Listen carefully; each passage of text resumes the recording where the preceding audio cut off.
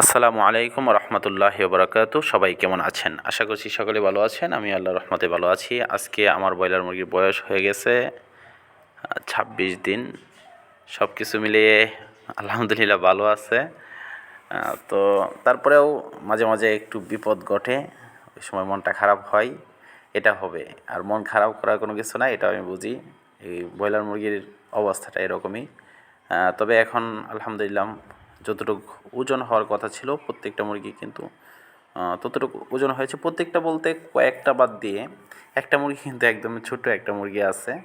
বাকি সবগুলা মুরগি আলহামদুলিল্লাহ মোটামুটি কাছাকাছি ওজনই হয়েছে। তো হয়তোবা আমি আর কয়েকদিন রাখবো, রাখার পর ইনশাল্লাহ বিক্রি করে দেব।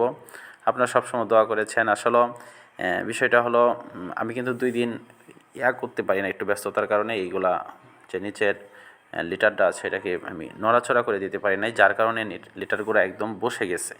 আপনারা দেখছেন আমি কাজ করতেছি, বসে বসে যাওয়ার কারণে কিন্তু আমি পায়ে দেওয়ার পরে যেরকম সহজে হইতো কিন্তু এরকম সহজে হইতেছিল না, যার কারণে আমি এই জিনিসটা নিয়ে নিলাম। এটা দিয়ে একটু নড়াচড়া করলাম, আর একটু কষ্ট হইল প্রচুর, একটু না ভালো কষ্ট হইল।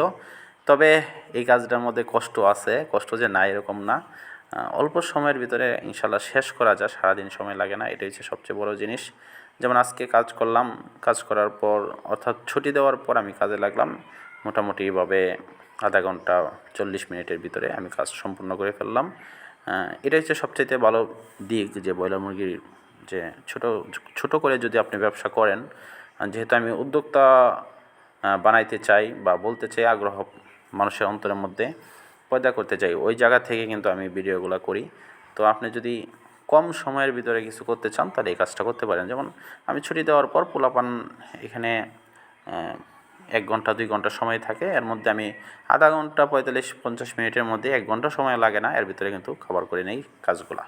তো আলহামদুলিল্লাহ ওই জায়গা থেকে আপনার যদি সময় হাতে কম থাকে তাহলে আপনি এই কম সময়ের ভিতরে এই কাজটা সবচেয়ে বেটার আপনি করতে পারেন। সব সময় লেগে থাকতে হবে এরকম না, আরও 10টা কাজের সাথে এই কাজটা আপনি যুক্ত করে করতে পারেন।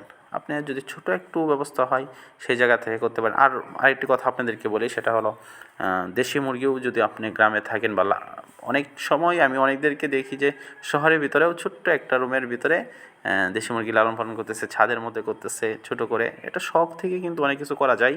আর দেশি মুরগিগুলোও কিন্তু আপনারা লালন পালন করতে পারেন। করলে কী হবে, ডিমের যে চাহিদাটা সংসারের ভিতরে সেটা আলহামদুলিল্লাহ পূরণ হয়ে যাবে। এখন আমার যে দেশের মুরগিগুলো আপনাদেরকে বারবার দেখাইছি, প্রায় 5-6টা মুরগি কিন্তু ডিম দিতেছে প্রতিদিন। 5টা-6টা ডিম, গতকালকে আমি মনে হয় 5টা ডিম পেয়েছি আলহামদুলিল্লাহ। এভাবে পাইতেছি, মোটামুটি ডিমের উপর দিয়ে খাওয়া দাওয়া চলতেছে, কোনো সমস্যা হইতেছে না।